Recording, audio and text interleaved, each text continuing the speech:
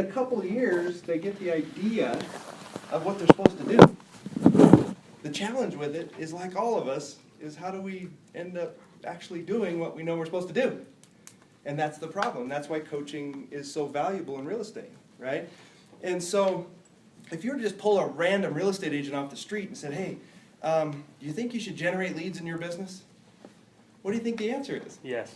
Of course, they all say, yeah, we should do that. We're supposed to generate leads. Do you know how to generate leads?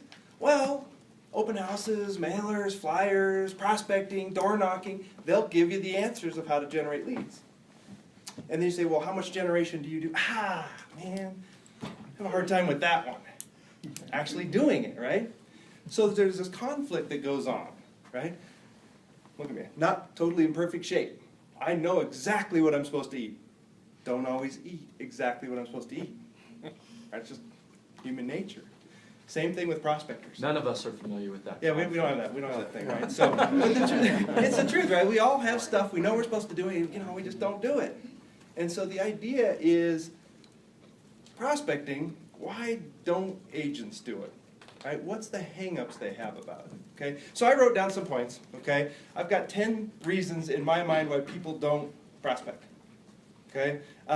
Point number one, and many of these are you guys work on a lot, but what I want you to think about as you write these 10 points down is, does our company solve this problem? Does our company solve this problem, right? Because if we could solve these problems, people join REDX and they never leave, right? Can we all agree in the room that if a guy's making money, he's going to stick with your guys' program? Yes. Yes. Right? If he's making money and he's succeeding at what he does, even if he's not using it every day, he's going to more than likely stick. We have a lot of people that I coach that are not making the money they set out to make, but they stick because they're making money. Right? Pay $1,000 a month every month. Month after month, year after year, right? And they do this going on, and they say, I'm not doing everything I'm supposed to do, I get it, but I'm making money. And they'll stick, right? So, point number one, they don't know what to say. One of the single most important reasons why people don't prospect is because they don't know what to say, okay? And it goes a little deeper than that. People do not want to look foolish, right? They do not want to be called out. They don't want to look like they don't know what they're talking about. They don't want to be made a fool of, laughed at, hung up on, rejected, basically, right? And the biggest form of rejection is no communication, and you not approving me. Like, you're not approving who I am and what I do, and a lot of that comes from not knowing what to say. Okay? And so if we cannot get an agent to know what to say, they're not going to prospect. They just won't do it, because the two words pop in all the time. What if? Right? What if I call someone and they say, hey, how about the house next door? What did it sell for? I don't know. They don't have a response. They don't want that. They don't want to deal with that confrontation, right? How much is my home worth anyway? Right? How many homes have you sold in my area? Right? So the basic objections that we get from a client is the first key to having them be able to prospect, is to understand how to respond in the basic, fundamental things that people say. Does your company work on this? What does a client say? Know what to say. Not the way we need to be. Okay. I mean, we provide scripts, and that's why when you and I were talking, I said, I gotta believe that helping people know what to say is more than just handing them a PDF, with a script or something like that. It has to go deeper, right? Because if you said, hey, how do you get in really good shape at the gym? Many people give you their answer. Well, I need to lift weights over here. I need to run on a treadmill. I need to do a combination. I need to join that P90X thing. They know, right, how to do it. But there's still a step, right? Like, why don't we send them the scripts. Read the scripts, learn the scripts. Now you'll be good. Golden, right? Goes deeper than that. Scripts show up there, and they still don't know what to say, right? Number two I wrote down, can't handle rejection. Okay? My thought was, why do some people do this despite being coached, in spite of it, right? Mike challenges us all the time. He says, coaches, I want you to go down a list of all the people you coach, and I want you to write down the names of the people that would succeed 100% without you. Who are going to do this thing whether you were coaching them or not, whether I were involved or not. And there's a bunch of those people. Okay? Those people have moved their way through this rejection issue. For whatever reason, they've moved through it. Either they grew up with rejection and it's not a big deal, they forced themselves through it at some point in their life, right? The pain that they're dealing with is stronger than the rejection they're getting, right? You get hungry enough, you'll deal with more rejection, right? Naturally for some people, right? If I don't pay my rent, maybe I'd make a call. So, do we have any thoughts about getting our clients to deal better with rejection? Sometimes we want to verbally abuse them. Exactly. Here, let's just get it all over with. Give me the full boat, right? No, I mean, it's a struggle. In fact, in a lot of our, a while ago we went through a process called PAW, point of view, where we do client research and interviews and stuff like that. And one of the things we recognized as a challenge for our customers was their ability to understand the numbers game. So around prospecting, I think one of the main thoughts we've had in terms of how to help clients better appreciate sort of the rejection they might encounter as they go prospecting is to help reinforce to them the opportunity. And of course this is something you were making more clear, but we talked about it through stuff we were doing in our app and other stuff. How do we show them the value of it? So we haven't fully gotten to that place yet, but it's, yeah, a lot of this stuff is stuff that we're now thinking about, and how do we do this? In fact, I told you about our background with Mike, but for years we sort of relied on Mike and the MFO organization to teach clients how to overcome this stuff. So all we did was, try to get them to go from swinging a hammer to using a nail gun, but we expected Mike to teach them how to frame with it, and do stuff.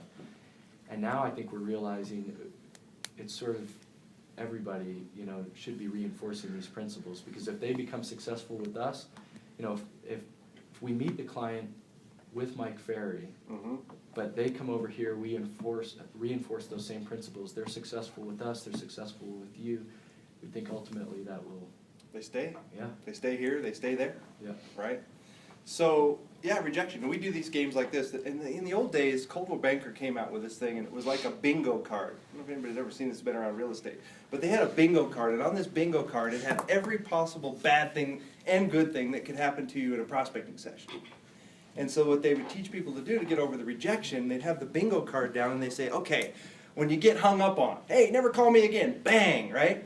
You get to put a little chip on the hang-up card, right? And there was 2 of them on the bingo card. Your goal was to try to cover the card, right? Like bingo, get them all covered, right? That is so brilliant. Right? Yeah. And so it made rejection a game, right? Yeah, so it switched it into, look, we could have some fun with this. And you look at it and you go, you talk to 20, 30 people, and you could probably cover your scorecard. Book an appointment was on there. Man, that's the last one, you got to cover that one, right?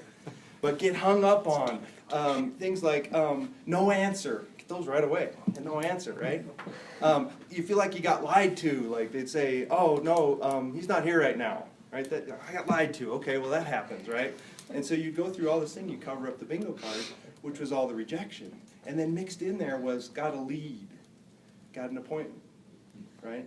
And so there was these little things, and they said, hey, if you just cover up the bingo card every day, imagine what you come out with. You come out with a lead and an appointment, and you still get all this other stuff, but you win, right? So we got to get past the rejection. One of my games I play is, hey, could you possibly clear your calendar for one day? Let's do it on a Saturday. Clear it out. I want you to talk to 100 people. 100 people. And I want you to be quick. I don't want to have to go down long things with the script. I want you to really, literally, basically get to the point, do you want to sell your house or not? To 100 people. And in 100 people, you're going to get every single thing that you'll ever get on the phone. Somebody will yell at you, somebody will hang up, somebody will lie, somebody will cheat, somebody will do all these things, but you're going to basically get exposed to everything that's ever going to happen to you in a prospecting session. And then let's have a conversation about how bad it really was. So you do that to like break in a new agent almost, eh? Yeah, a new agent that's, or even a seasoned one that's, I just can't make these calls, right? I tried again, I just couldn't do it, right? for salespeople and people that are a little on the aggressive side, this conversation seems so foreign. Like, why wouldn't you just pick up the phone, make the calls? You can make some money, right?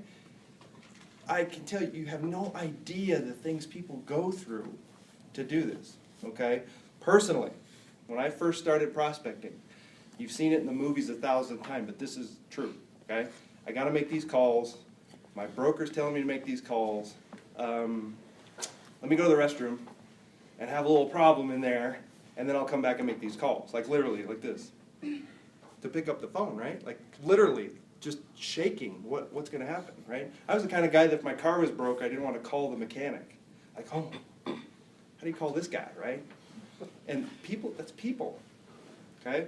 So if you brush over the fact that these people are having some serious challenges mentally, physically, and emotionally with making these calls and being faced with being rejected, we're skipping over a big piece of the puzzle, right? Hey, Tom, It's real, yes. Do you see any sort of connection with people don't handle rejection well, that they tend to reject other people more, almost as like kind of taking out some of their frustration, or? It's a great observation, yeah. I believe that people, which makes them bad at prospecting, right? So that they have a fear of rejection. We have a lot of people that basically kind of snap back at people real quick. So they get their defenses up really strong.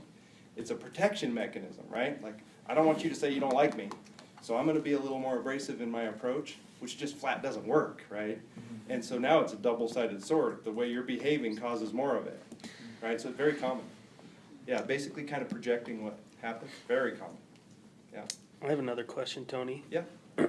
which I have my own theories, but what do people think they're getting into when they join real estate if they don't think that they're going to pick up? Like, what are the false expectations that they have? Like, I'm going to get my license, just make money? Is that what people are thinking? That Yeah. I'm not going to have to talk to people? Yeah, there's a certain level, they understand that, but and I fault the brokers for this. Sure. And some of the articles I've written for Mike are about this, that brokers do this, you know. Typical person introduced to real estate is, hey, you like people, right? If you like people, and you get along great with people, or you like houses, don't you? Like, don't you like, yeah, you seem to really like houses. You like the whole idea of it, right? Yeah. And it's very common, and then they bring the people in and say, here, sit down here, and you like people, so go to work, Yeah. right? And it's that process, and so there's a certain amount of denial to it, but I do have to tell you, we are dealing with the misfits, Right. okay? Real estate agents are misfits. I'm one of them, so I'm okay saying Yeah. this, right? Real estate agents, fired, lost another job, bored housewife, right? And they see this opportunity. It is the land of misfit children, Yeah. right, by nature, Interesting. okay? So in many other sales fields, if you get a sales field in a high-tech company or something like that, they're not misfit children like real estate agents are. You like people, you like houses, go to work. You lost your job, you're bored housewife, whatever, right? And then there's a little bit of the glamour on top of it. Right. We get introduced to the photos of this house, right? And they're put in front of us as, man, look at Mary Jo has this listing, and it's this glamorous house with all this stuff, and they show her walking through the house and all that stuff. We're introduced to that idea. And then, of course, this unrealistic idea about how much money you're going to make right away. You're going to get rich at this thing, right? Most people that get in real estate were involved in it at some point, selling or buying a house, and they happen to calculate the commission. Right. Say, look, I sold my house, and I paid that guy $26,000. And their mind says, that guy got $26,000 when I sold my house. Well, it splits, and the broker and the fees and whatever, he gets $6,000, right? But they see that, go, I'm gonna do one of these. Well, wait, $26,000 once a month. What? Making $500,000 a year, right? So, yeah, rejection. We got to get over it, and we've got to find a way to get people past it. And everybody's different, right? If we try to force funnel feed somebody through getting over rejection, it won't work, because everybody's got their own hang-ups. Think about ourselves. Think about yourself, what some of your hang-ups are. It's not the same as everybody else why you won't do something you're supposed to do. It's your hang-up. So we got to be able to identify multifacets of rejection, right? Okay? We're not psychology, we're not therapists, all that stuff, but we got to be able to find out what their rejection issue is and get past it. Okay? It's a big deal. Accountability. They are not being held accountable.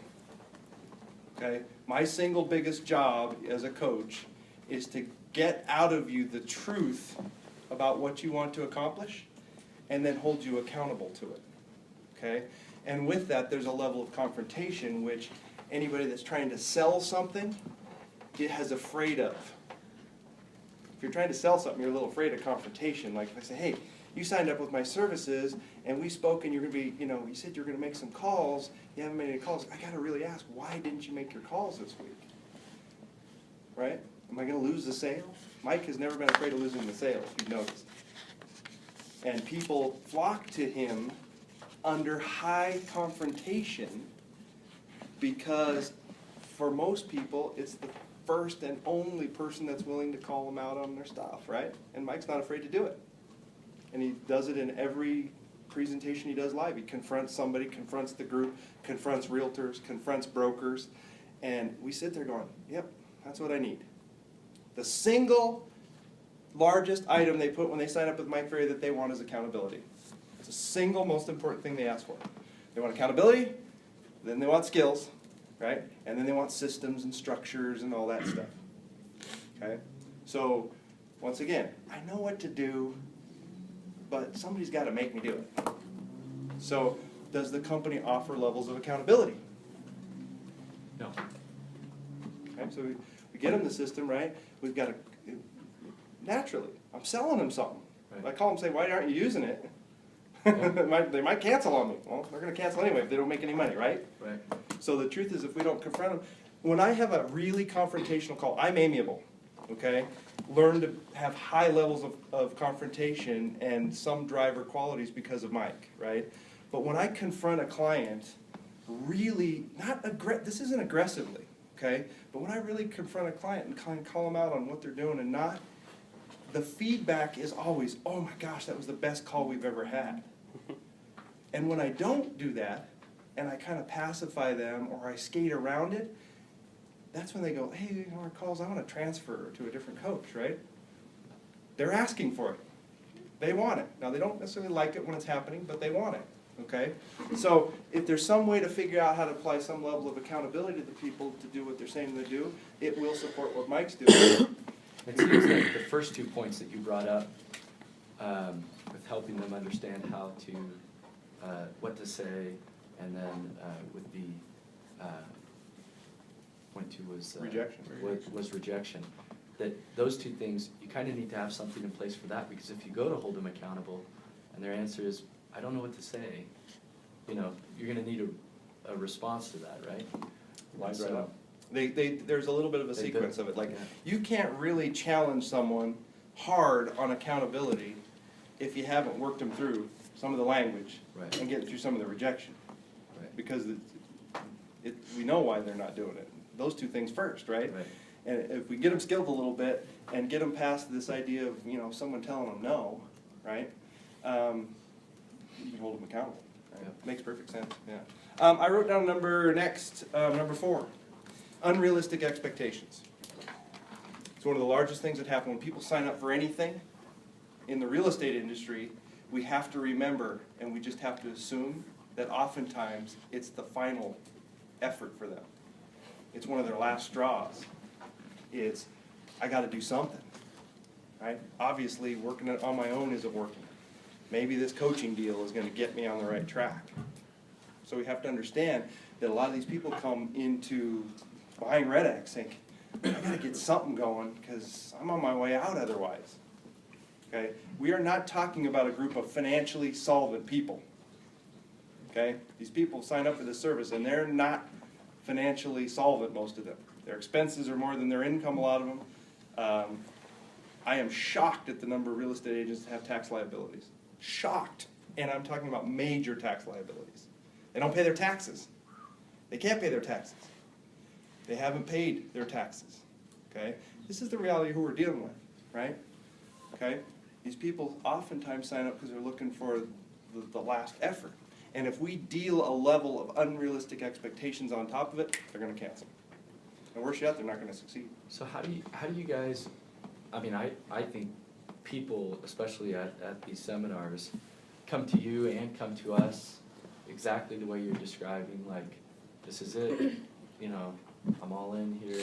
And they say that, they're all in, Mhm. at least financially, they'll make the commitment to you, they'll make it with us, and then we still don't see them prospect. So how are you controlling their expectations? They may come to you guys and say, I'm paying $1,000 a month, I wanna go make, $1 million GCI tomorrow, They all do that, by the way. Right. They all come So from how do you, events. how do you actually control those It's expectations? the first place, and we have to, it's. Because you it's a- wanna sell them, but you also, Yeah.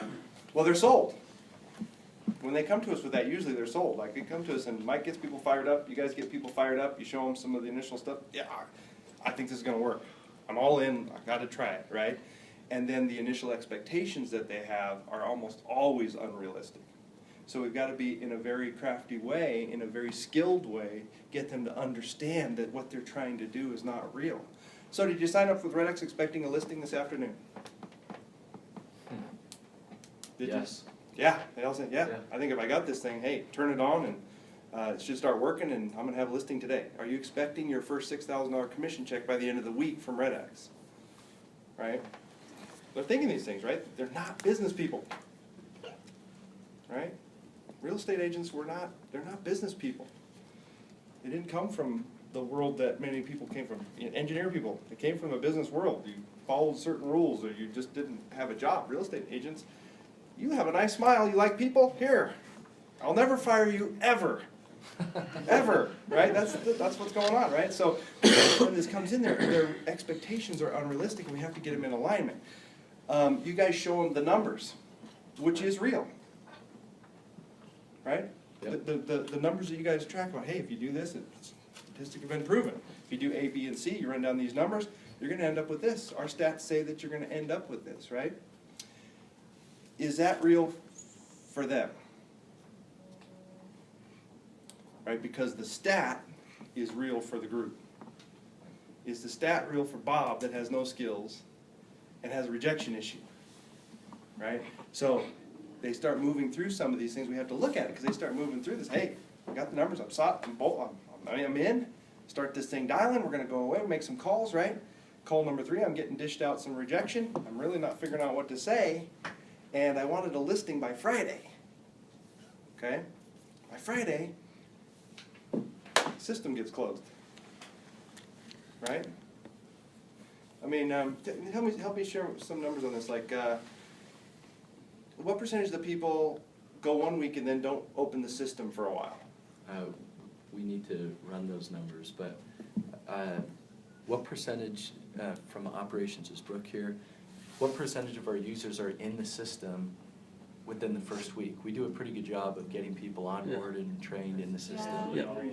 Yeah. Yeah, we're like in a 99% connectivity, meaning they're getting in there. And Everybody jumps on it, right? everybody Yeah, jumps on it. but That's to different your than what you're point, saying. they get in it and then they do. So we just recently released something that will allow us to watch when they start prospecting. So we get them in, we give them a rundown of the app, but we don't know.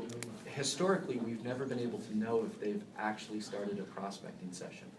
Now we have this system, which I think later on we're going to walk you through and show, but we sort of try to detect if they're starting to prospect. So now we can actually answer for ourselves, hey, how many of our clients have actually started to prospect this week? We're even going to be able to answer questions like, how many of our clients set appointments this week? It's great. It would be Which is great phenomenal. information, right? Because then we can start Yeah. measuring it in. You can measure someone. They open, they jump in, they make a prospecting session, and then something closes down, right? Like, I haven't used it again for 4 or 5 days. Right. Right. Which is stuff that this is part of why it's so timely for you being out here, because a lot of these opportunities, a year ago we would have said, we have no idea if they prospect. I mean, we can't even tell. It's great. So now the fact that we can start to get some of those insights opens the door for us to start doing more intelligent type conversations and stuff with our users based on what they're doing in our program. Yeah, hey, here's an agent that started out, I don't know, it sounds like you, started out, had a little rocky start, got rejected a few times, got shut down, look at him now, Right. right? Hey, I used to never want to pick up the phone, right? Like, right, you know what I'm saying? And so we can break through that, but it's also the expectations, and we can take the statistics show the positive side of expectation, Right. which is what we use to sell something. Right. Mike puts Karen Bernardi up on stage. sells coaching, because gosh, I'd like to be like Karen someday. Wow, if I could ever do what she does, she's made $30 million selling real estate in her career. Man, I want that. They sign up. First day with their coach. How many deals did you do last year? 4. How many do you want to do this year? 75. It's not going to happen. And we have to get that real for them very quick. So tell me about your expenses. How much does it cost? So how much did you make last year? I made $41,000 selling real estate. Average commission 10 grand. I did 4 deals. What are your expenses? You and your family, $75,000 a year. My husband makes a few bucks, right? So let me ask you, if you took your household from your $40,000 a year and we could get you at $75,000 a year, what does that do for your family? And we make that real. Get them excited about it. What else could you do? What kind of trips could you go on? What would you do? What kind of expenses could you get rid of? What could you buy? Could you upgrade your house if you went from 40 grand to 75 grand? So let's get there, okay? Then we have the type A personalities. No, I don't care about that. I'm gonna make $1 million this year. I don't care, I can do it. Great, so let's do this. Let's set a plan for 30 days, and why don't you prove it to me? Okay? You prove it to me. What would be the rules that you and I can set up for you to prove it to me in the first 30 days that you're gonna make this $1 million? You're gonna go from 10 deals to 100. Okay, what would be the plan? Well, if you made 30 contacts every single day for the first 30 days, if you went out in the field every afternoon and you reported to me that you went out every afternoon, knocked on a few doors, and you did this all, set up the rules, halfway through, you're not on track. So should we start kind of rethinking the $1 million? Right? Yeah. Get their expectations in line. Because if we don't, they get to a point where they can cancel. If they've been left with their expectations unreal, it's not they did something wrong. This thing failed me. Right. Yeah, so they're coming in and they'll blame you for not letting them get $1 million, but if you set out a clear set of rules and action plans, then they have to blame themselves, right? Yep. And my theory is always the same, right?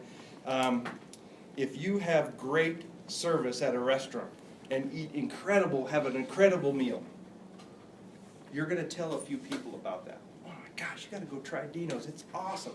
Best meal ever. If you go to a restaurant and have bad service, or you don't have a favorable experience, you're gonna tell everybody. That's how people are, right? In the office, right? Hey, what's going on with the REDX? Ah, man, not that. It's not the system. The system's perfect, it's working. It would work for them. They're failing at it with unrealistic expectations, and what do? They go around telling them, no, not that, right? So if we get their expectations in line, we hold them accountable. So we say, how's this REDX? I gotta tell you, they're tough on me. Right? I tried to tell them I was going to make X, and they said, hey, let's get more realistic. Right? They called me back when I didn't make calls for a week, and somebody said, hey, you're not prospecting? What's going on? Are we missing something? Right? And they'll say that rather than fail out. You see where I'm going with this? Okay, makes sense? How are we on time? Am I running way out of bounds here or whatever? No, you're good. I don't know. You and I talked about this a lot, Mark, okay?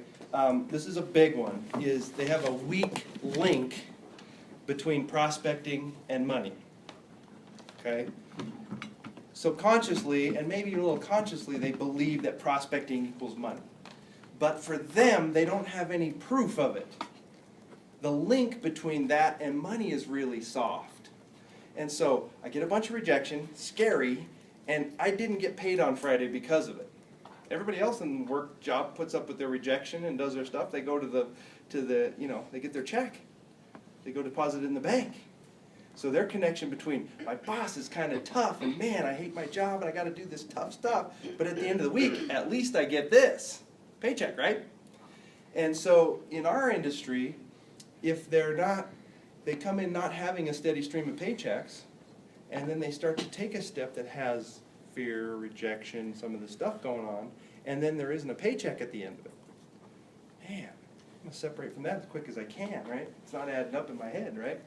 So we've got to bridge a link really strong between calls and money. And if we can bridge that gap very quickly for someone and they can really buy into, hey, these calls got me somewhere, and I see money because of it, okay? The question is how, right? How do we get someone to think about money with that, right? We can show them case studies and stories of people that will testify that, hey, I had no money. I just buckled down and did this. I took a lot of rejection. I was I was taking the grit and the grind. And then at the end, this started to happen for me, right?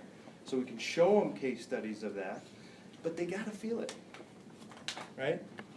You gotta feel it. So we gotta provide a link, like some of the links that we look at all the time is, what else would you have done to make money right now? Right. So one of the things is, gosh, what else were you doing that was making money? Okay, well, I would hold some open houses, and I would send out some little thank you cards to clients, and I have my family. Okay, so are you calling your family to try to get deals? Well, no, I don't call them. They're going to show up, right?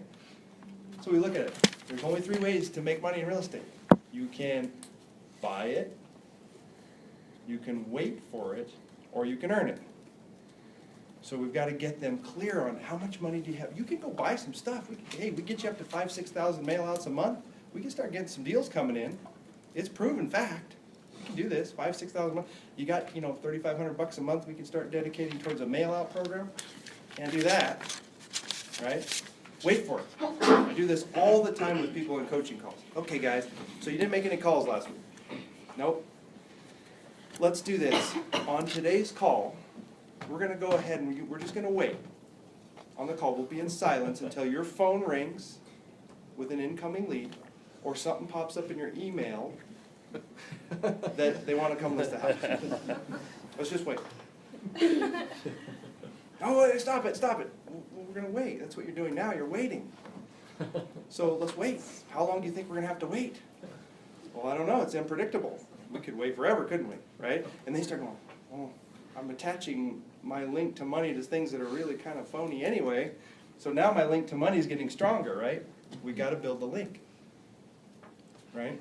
What about the success stories for people that, like people share their glamour stories of I don't even have to do anything and I just have this circle of influence that come in? How do you break that down? Because that's pretty rare. We make it real for them. Okay, so gosh, it would be great. I would love it. Like, my idea of perfect world would be 1 contact, 1 commission check. I call 1 person and get paid. Man, I'd call all the time if that was the case, right?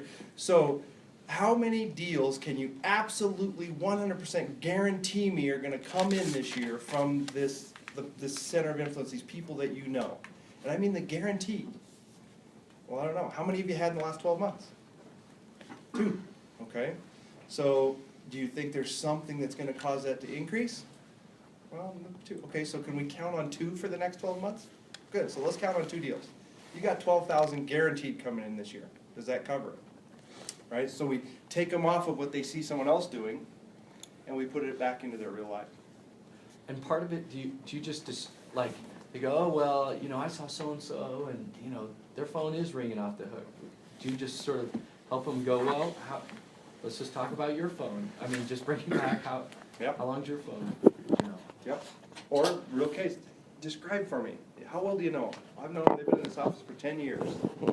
Describe for me what they've done. Have that happen. How'd that happen? Right. Well, I don't really know what's going on. Okay, well, do you know who they are? Are they well known in town? How long have they been doing it? 25 years, okay? Do they go to the golf course? They're on the city council. Exactly, right? And they'll draw out, do you have some of those sources? We don't take it from them, we just ask. Right? And pretty soon it's going to come back down to, prospecting, money. It's the only way it's going to happen, and we got to build the link. It's the controllable. Yeah, and then we've got to have this incredible acknowledgement about it. When they have, like one of our jobs as a coach is when we see a success that they had, no matter how small it is with prospecting this week, and we dig one of those out, we blow it up. Blow it up. Man, you got a lead this week from a FSBO that you're going to meet on Friday. What if you got one of those every week for the rest of your life? Right? And we work our way through that, right?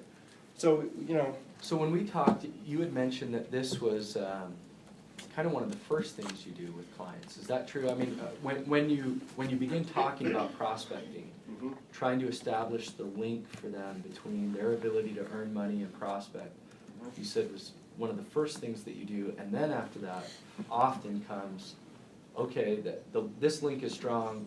Now I need to know I don't know what to say. So is that true? Yeah, very, very common. Like once you get the link strong, and the person's like, okay, I know I need to do that now. If I wanna make money, I need to do that.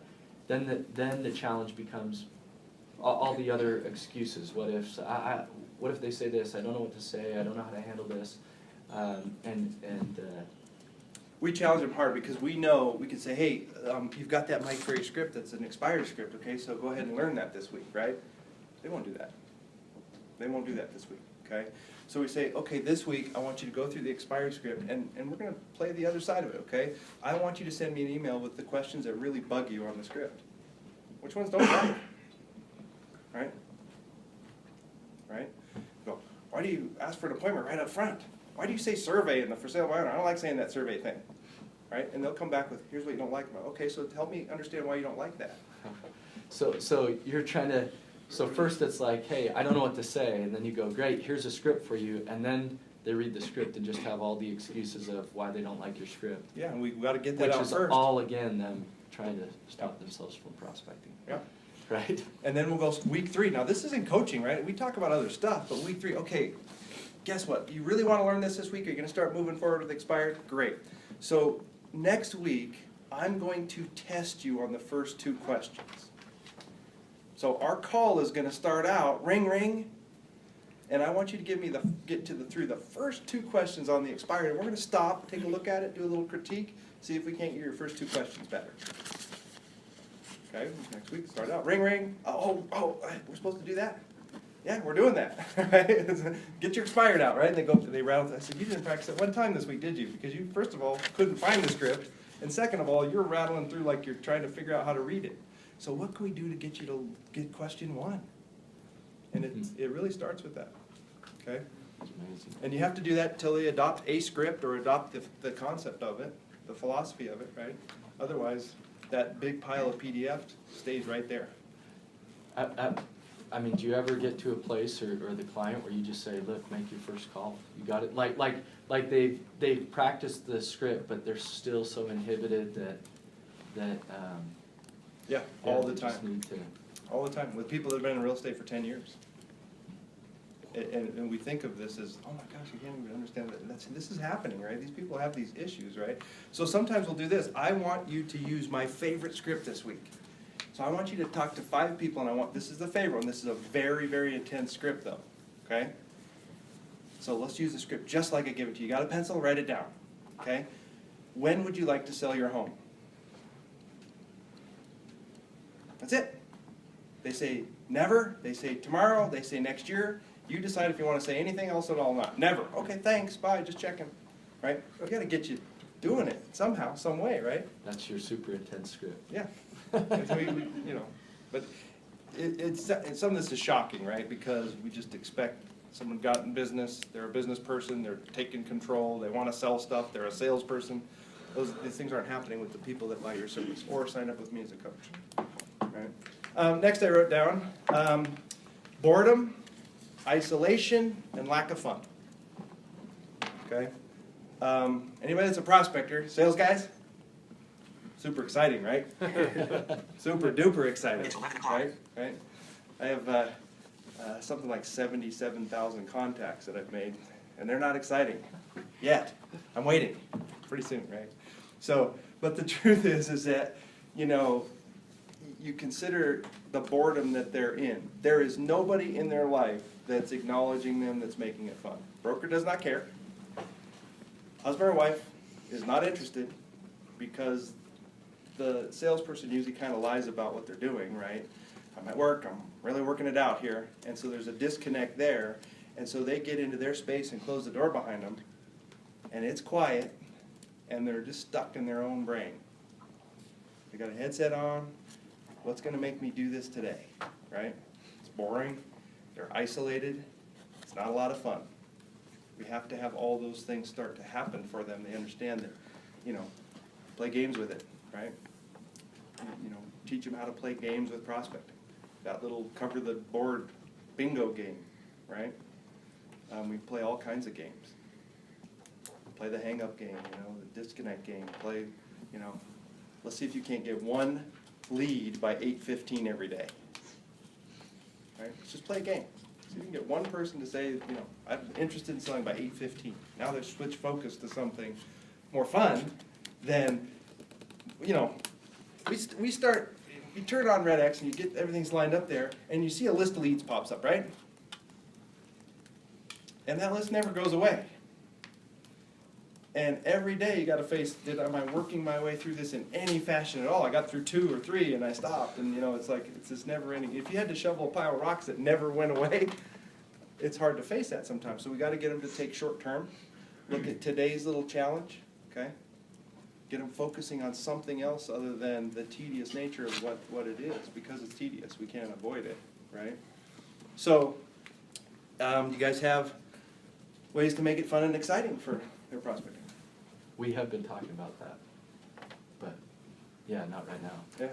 Like a lot of people now, this thing, you know, like these Google Hangouts and stuff. Yeah. I mean, more and more of these people are prospecting where it's video live and they're prospecting with each other and they're getting out of the isolation and they got people on the screen and they're prospecting together and man, now I got Bob in Detroit and me and he's screwing up and I'm screwing up and we're having a little fun with it and we high-five each other in midair on the screen and all that. I mean, it's, right?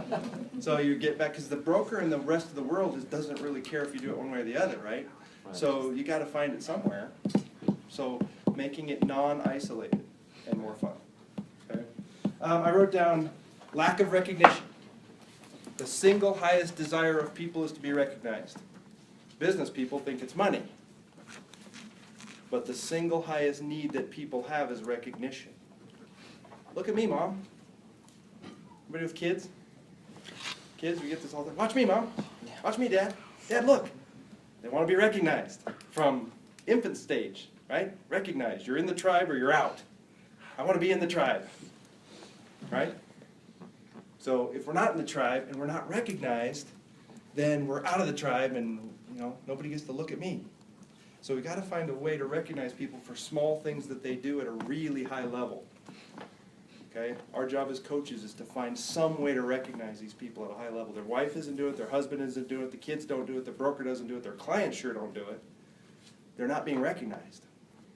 Okay? If you notice all the people that get on stage that do it at a high level, they're recognized at a high level. Keeps them going. Most of the people that are on REDX are not recognized very often. Okay? So until we get them going, they got to be recognized somehow, some way. Is there a way to recognize people through REDX at a higher level? There are ways. Yeah, there's certainly ways. You'd be amazed at how small it is, right? You know, I noticed in the numbers, we have the numbers analyzer, which we track the numbers that they do. Hey, I noticed in the analyzer on Tuesday, you made 15 contacts. It's like the best, that's probably the best day of the month. 15 contacts. What got you fired up for Tuesday last week? It was awesome. Right? We do all kinds of little ways to acknowledge them for what they're doing and you know, right? Because if we can acknowledge them, they'll go another step. Right? Would you guys agree that we need to get people in REDX to take about 30 big aggressive steps? Yeah. Yes. And then they're rolling, and they got a couple deals, okay? They got a couple deals. The saddest part of our industry is the single biggest motivator that an agent has is when they get that commission check in their hand and they get to go to the bank. And for most people, that gap is really big. They're not getting a commission check in their hand every day and going to the bank, woohoo, right? You know, satisfaction, justification, you know, acknowledgement that I'm doing something right, a paycheck. And those gaps are usually pretty big. 30 days, 60 days, some people haven't got paid in 6 months. The gap is big. They haven't been recognized by anybody.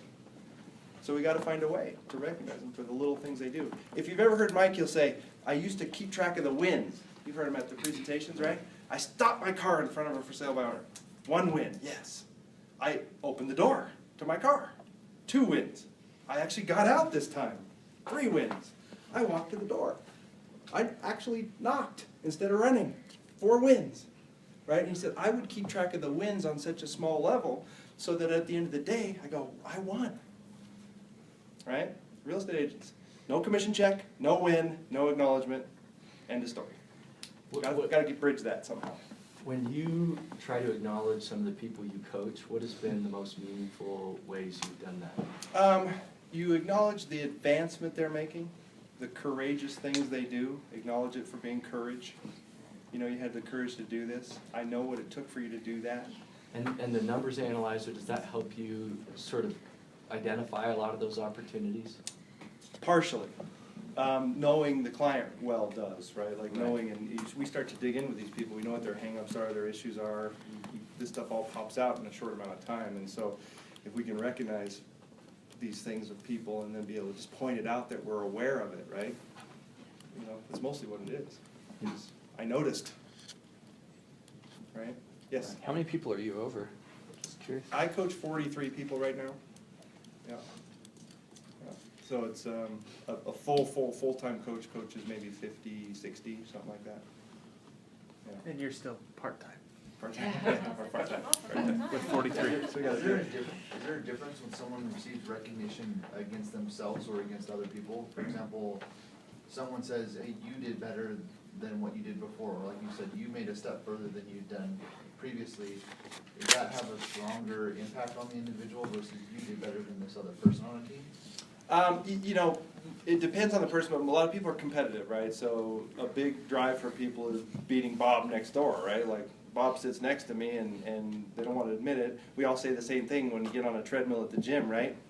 Hey, don't think I'm just running for miles. I'm beating you. And we're not getting anywhere. You see the guy slowing down. I knew it. Right? I mean, that's just people, right? Like, you're on a treadmill, you're not going anywhere. I saw you. Did you push that down to level 5? What are you doing, man? I'm at 7 still. Right? That's just people, right? We're competitive, right? So, you know, that it's a big tool. We use that sometimes. I always ask people, I say, okay, so in your office, who do you respect the most? Is there anybody you're trying to chase down? Is there anybody you're on the heels of? Is there anybody, I'll share a few personal stories, okay? And these are not, there's nothing of basis on this other than this is how people grow, okay? I have a book, and this doesn't sound positive, but it's really positive, okay? I have a little short book of people that I've encountered in my life that I believe were trying to misdirect me or maybe push down on my growth, right? I look at that book 3 or 4 times a week. Photo, description. Some of them I'm related to, right? But it's a driving force, okay? I also have a picture of a bed made out of wood logs that my father built for me on a dirt floor in a house in Montana. Now, I'm clear on one thing. I'm not going there, to that bed, on that dirt floor, in that house in Montana, again.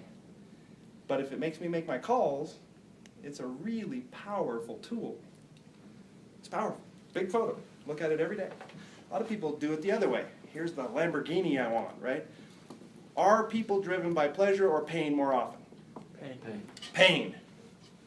Pain. Right? I have bills to pay. What do I got to do to pay my bills? Most of the world is driven by that. Okay? We have to use that as a tool sometimes to acknowledge people. Hey, I see you're making a big stride. You're moving away from some of the things we talked about in your life about, you know, not having money at that one point in your life, right? Moving away from the pain. You can acknowledge people for it, right? I wrote down number 8. We make it way, way, way too complicated, right? The complication of things is a problem for a lot of people, okay? One of the challenges in some of the coaching, and we're in a good safe spot right here, right? So we call anything out we want, right? One of the challenges I have is I coach people on all kinds of different systems, right? And I coach an agent, Terry Tipton, in Cincinnati. She's on Vulcan. So she's on the Vulcan system. And she's not progressing like she'd like. And she is a talented woman. She's been selling real estate for 25 years, and she is talented, okay? But she keeps falling way short of the goals that she sets for herself. So I go to look at her and I say, hey, let's look at your system. Let's see what you got. I got, man, this thing is an awesome system. It, you know, delivers the stuff right to my table. Great.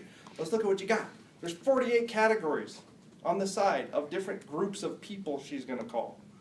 They're all blocked. There's 48 different zones. I got these people. These people bought in 2007. I'm going year by year, the people that bought homes, and I'm working my way through that. These are the expireds month by month. This is the stuff, and I've got all these categories.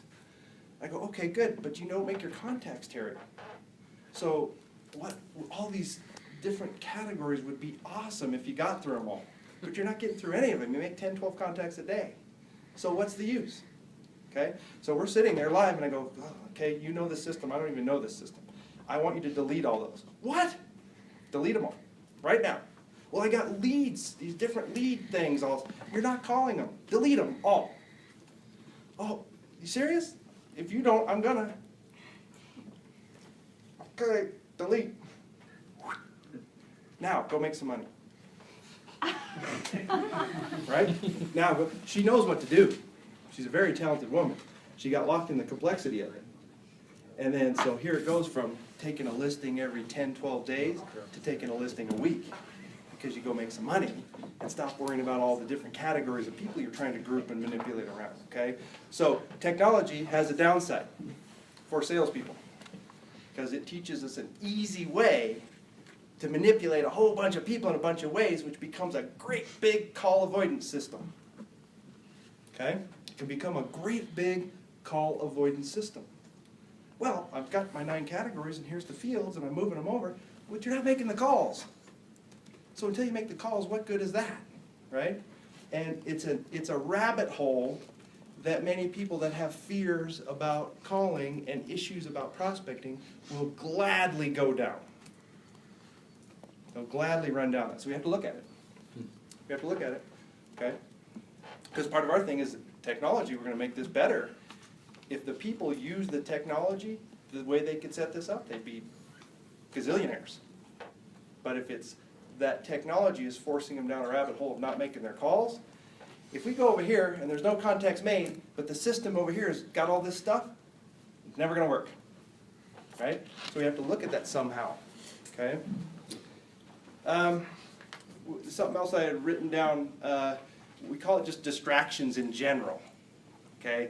We spend a big portion of our time dealing with the distractions that an agent has, okay? The fundamental distractions they have is their cell phone, their computer, and their staff. Are the 3 major distractions that cause people. I'm supposed to prospect from 8 to 11 o'clock. I walk into the office, got my stuff, I open it up, and the first thing in the corner is an email. We open email. Tony, I didn't make my calls today. What happened? I don't know. I went in, I walked up to put on my headset. And, well, describe it. What happened? Well, I opened my email. Okay, and then what happened? Oh, one client said, why isn't my house selling? And then I called him real quick because I didn't want him mad that his house isn't selling. And then that was the end of it. Very common, right? The distractions that we have. So we got to find some way to systematically keep this thing distraction free. What I would love is when REDX is on, it shuts out all the other programs on your computer. Just thinking about that. Wouldn't that be awesome? Like there's programs like that that have like watch systems. Like Yeah. you can only be on Facebook so much time in a day, and then it's just going to lock you out until tomorrow, right? Right. Like there's literally systems for this that basically tell us, hey, I've got some obsessive problems and I need to fix it, right? Like right? All the video gaming and Facebook and email, whatever, it locks you out, right? If we could channel people into this where there's nothing else for you to do. I've got your cell phone, you can't have it, right? I've got all the other portals that you want to run down, I've got them all closed off. The door's locked. Okay, I'm going to call, I mean, what else is there to do, right? We got to get somebody like that, right? And if we can get them in that spot and get them away from most of the distractions they have, then we know we can get them funneled in the right direction. Okay, it's a big problem we deal with agents. It sneaks in all the time. And most often when it sneaks in, the distractions are because they don't want to make the calls. Right? Creative avoidance behaviors. And we get really creative of how we avoid the calls today and that rejection and feeling a little silly, right? We'll do all kinds of crazy stuff. Right? Ask Mike. So you've had the same aunt die 4 times this year. How is that physically possible?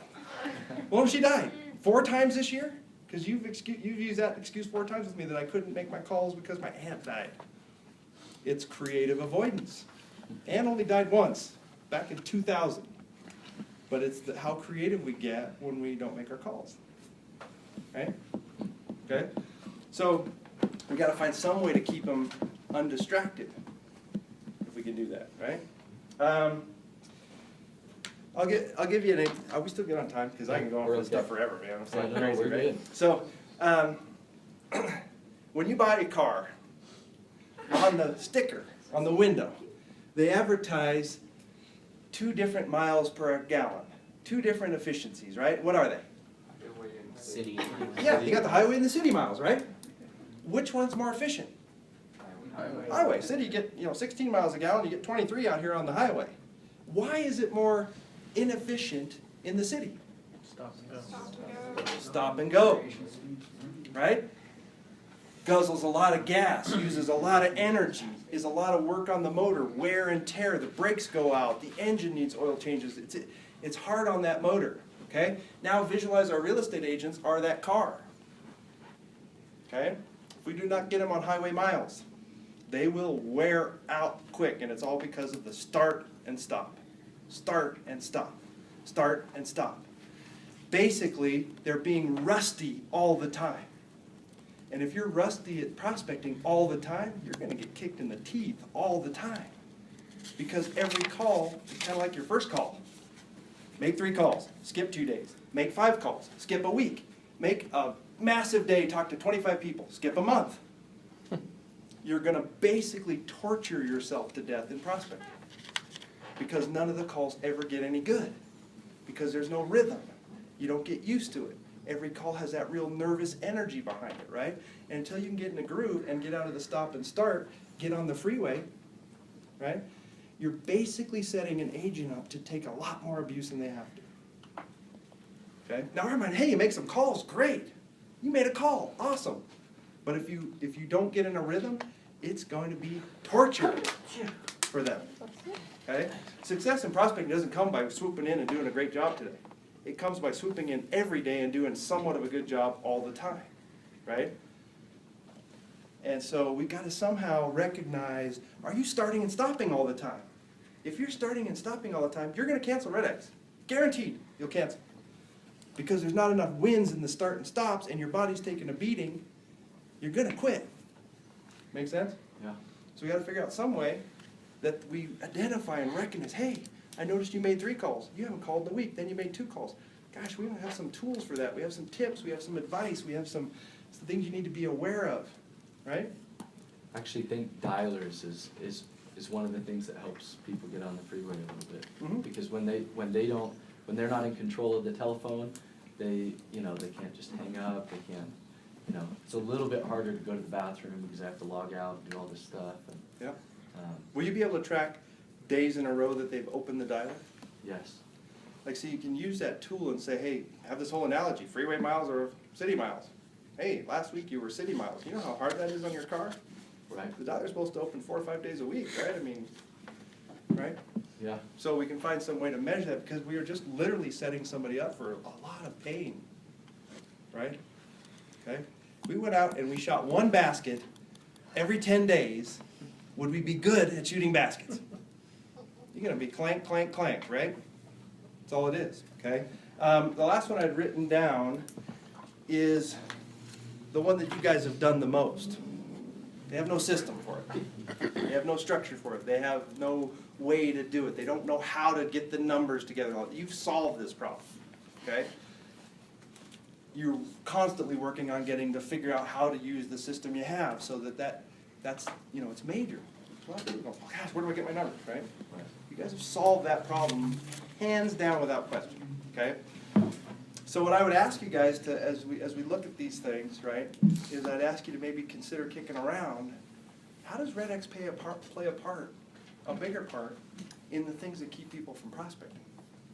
Because if we can get REDX playing a bigger part in that, those people personally benefit by it. Their lifestyle gets better by it, right? Right? We can tee up the best system in the world. We can tee it up and serve it to the world in the way that they buy it at a high level. If their life isn't better because of it, we got work to do. See what I'm saying? And so part of the thing is, you talk about retention and all these other things, right? We got to know that Mary's life is better, and we've nudged her down that road, right?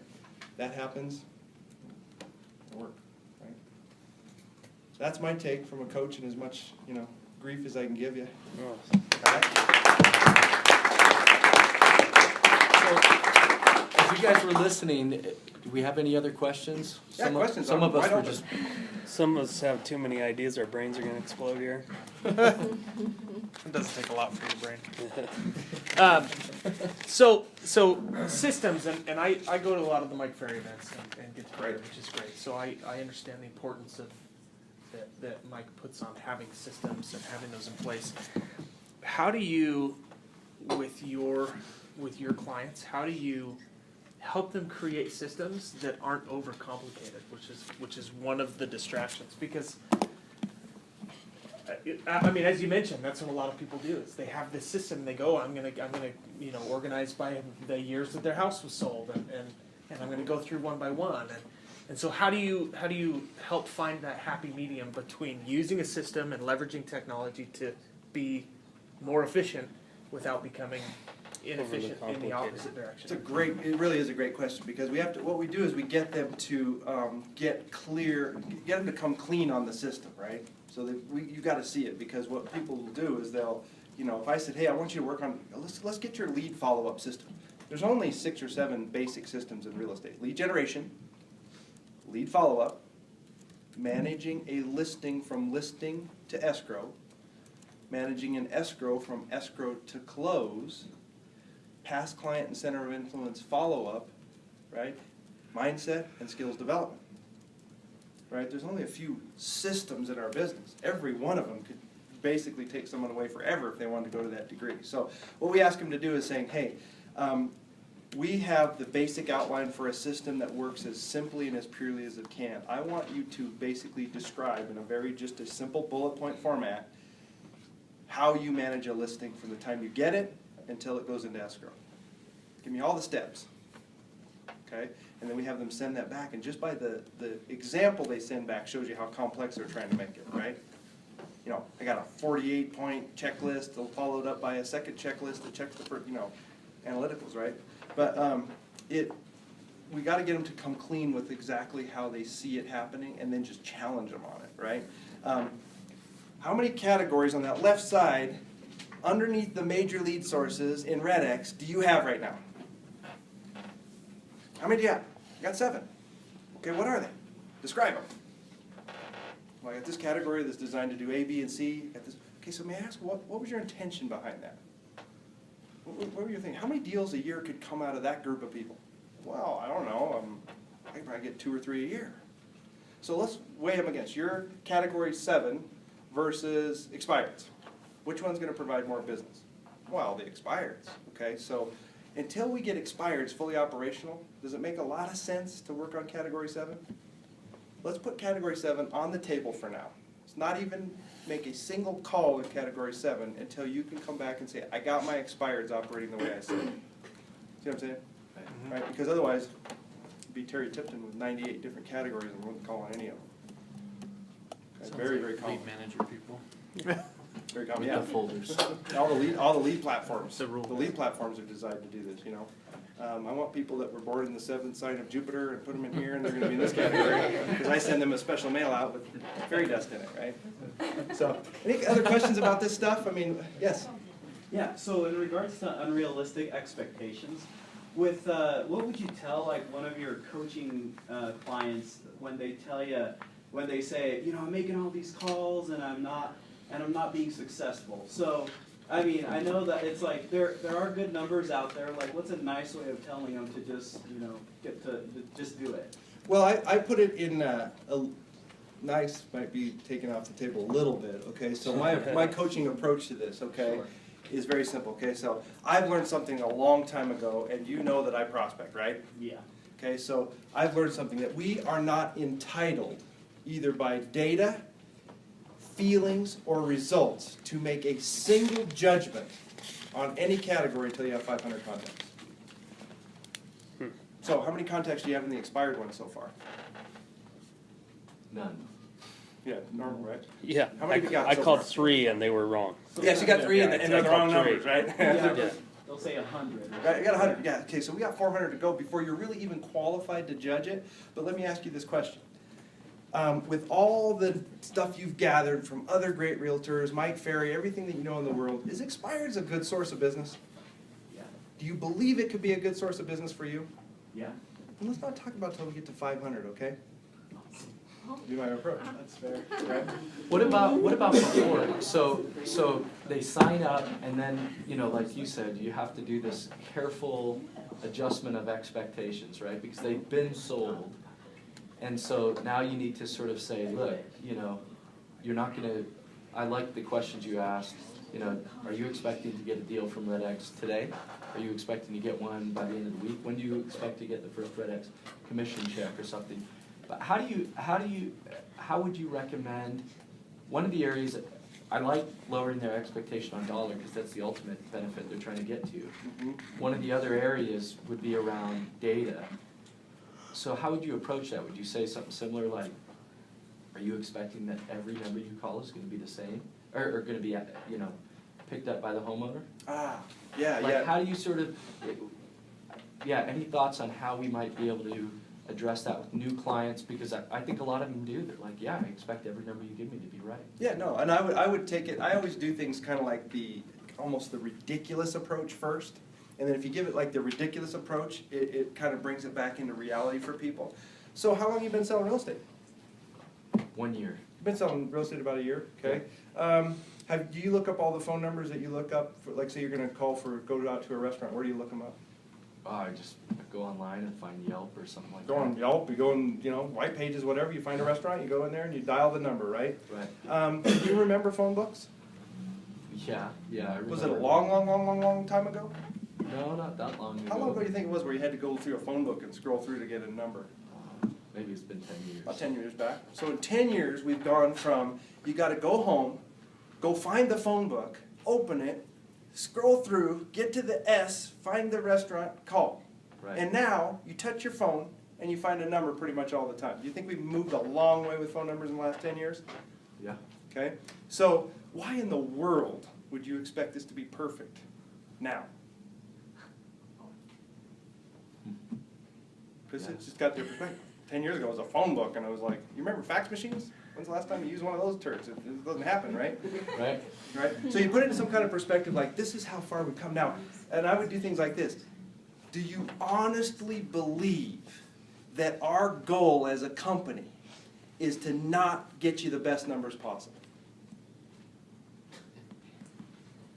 Do you honestly believe that we set out every day saying, you know what? Let's just I mess want to with send some these people some fouled numbers, and the more fouled numbers we get, the more REDX we're going to sell. Do you honestly believe that? Okay.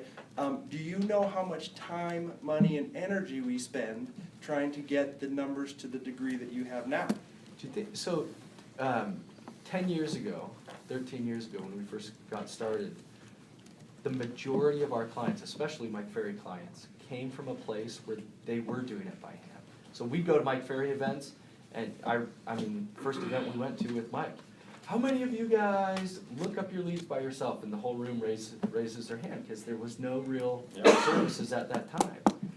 If you want to save a whole lot of time and money, get rid of your assistant, go back there and talk to REDX. I mean, it was an easy sell because everybody back then was either they weren't doing it or they were doing it on their own. They used to exchange notes like, hey, did you go to whitepages.com or did you find, peoplesearch.com, like in their masterminds, they were exchanging what websites they would go to find the better numbers. So everybody there appreciated the idea that this is a process, they knew going to the county records, they knew that.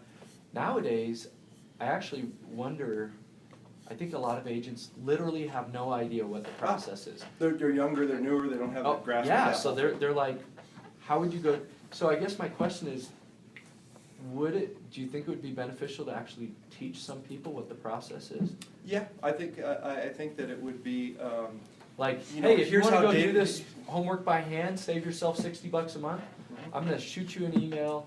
I'm going to tell you everything that you need to do to go figure it out on your own. And you can go do this research on your own. Because they're not going to do it first. They will not do it. Yeah, they never do. Yeah, I think it's a great idea. I think it's an awesome idea. There's so many different ways to approach that. Do you have any past clients at all? 2. You ever call one of them and they moved?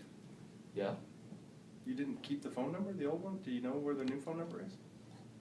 Yeah, I don't know. I just have their old phone number. And you're fairly concerned about them, right? They're a past client, right? Right. And you don't even know their new phone number. Imagine that times 1 million a day. Right. How do we keep track? It's a lot of work, isn't it? Yeah. Right? And so you just find extreme ways to approach them, almost like Mike Ferry way, cut them off the knees with stuff like that when they get there. Like Mike says, do you honestly think that our company would spend any time whatsoever creating something that we honestly thought was going to hurt your business? What is the benefit to you or to me to do any of that? Well, I guess probably not. Exactly. So anything I ask you to do is 100% coming from a spot we believe this can help. Now, are you going to take our advice or not? Typical Mike Ferry, right? Yeah. So we look at those things and, yeah. Sometimes your authority with it, see, if you apologize for something or if it comes out apologetic in any way, people feed on that, right? We're working on that, man, we've been doing some of that. We have spent literally a fortune of time, money, and energy to bring you the best phone numbers available in the marketplace today. End of story. Enough said? Anybody here think we apologize all the time for data? Yes. Yeah, we can't apologize, because if we apologize, it's just like if somebody out in the street is hurt every tax, right? It's the mentality of people, And right? yet everybody inside the company knows how much time and effort. There's not another expired company out there that's made 500,000 phone calls like we have to actual expired leads, trying to verify, bring them the best data possible. I love that. I mean, and why would we have to apologize? This is the best data in the industry. You know, the challenge is whether or not you're willing to make the phone calls and realize that benefit, right? Yeah. And I would use things like, hey, Mike told me to ask you, and I would use this all the time. He tells us as coaches saying, hey, Mike said, which is a bigger problem? The numbers that are wrong or the ones you're not calling? And he does this kind of stuff, well, the numbers I'm not calling. So why don't you call the numbers you can, and once you get to that point, we'll talk about the numbers that are wrong, okay? Okay, puts it right back on, well, it's mostly me, but I got one bad number and I'm mad about it, right? Which is the bigger problem. So how do people get to a point where they're able to do that, to have that kind of conversation? Is it almost like the same thing that our agent has to deal with rejection? That we'd have to deal with the same Skill, thing? practice, right? We weren't born with all those skills and techniques. We got to practice them just like they do. You know, the objections we receive on the phone, right? Same process, right? I think everybody in here that's a salesperson that gets an objection, you need to have a video and an audio recorder and record yourself handling the objection, both video and audio. And then you listen back to what did it sound like from what I thought it sounded like to what I'm hearing back, right? You ever notice how in the mirror you look pretty good, but you see a photo of yourself and you go, what? You ever notice that? You guys notice this? Like in the mirror, we go, that's one handsome dude, man. Good. Look at that, looking good. See a picture of yourself, oh my gosh, look at the fat. Right? That's the difference between recorded document and what our brain tells us. A recorded document is real. So if you'll audio tape yourself responding to these, and then you know, like Mike always says, you know, we're not drinkers here, but he said, get a bottle of wine, listen to yourself, drink the whole bottle, and then listen to what you said back, because it's horrible in the beginning, right? But how do we get better? The only way we can get better is to expose ourselves to when someone says, hey, I got bad data, you guys, your numbers are all wrong. Oh, geez, let me check into that, I'm sorry, you know, that's not the response pattern. Wait, so do you have ways of doing that with real estate agents, that real estate agents do you have them record themselves? Well, yeah, I get 10 videos and probably 30 audios a week. All off their phone, right? Off their phone, you know, all of our phones have video, right? Put it on selfie mode. I call it selfie mode prospecting. Turn your phone on selfie, set it up there, prop it up, make your calls. Then go back and look at what you're doing. Is your head down? Are your eyes down? Are you rolling your eyes when they say something? Are you not smiling? Are you being weak in your response? You're telling them to record it as they start making their phone calls. As they're making the Just call, set the camera up. record the whole session, yeah. And then send it to me, and let's spend a few minutes, we'll look at 5 minutes of it together. As a coach, would you see that, if there was a way to do that easily, would you see that as a help for them to improve their calls? Be awesome. Or a way to get them to analyze their calls rather than getting on? No, it'd be an awesome thing, right? Because one of the things we challenge with the people that are going to have a real challenge, like that go down the rabbit hole of distractions, Yeah. won't even turn that on probably, because they do not want. They're afraid you're going to see it live, right? I don't like any of this. I'm doing a bad job at it, right? They're afraid you're going to see that live somehow, right? Once it becomes recorded, it is real. It could be sent, right? Look at Snapchat. Man, these things are real. Stuff gets sent everywhere in wacky ways now. So if it's sent, right? So I would have you guys look at maybe, this is internal more, as a company. I would look at the skills improvement that we can make as a company. Really important, because we all have our weaknesses and our own skills. And so if we are willing to, looking at some core values, one of them is this craft, right? The craft of what we do, there's always room for an upgrade. Video my calls, audio my calls, switch calls with one of my buddies. Hey, let's each do a video, swap videos, you do an honest critique, I'll do an honest critique, we'll report back on Friday. You're gonna grow really fast. One video of a role play session or one video of a live listing presentation can accommodate for months of practice because of the intensity of it, the realness of it. Okay? Good. Any other questions we got about any of this stuff?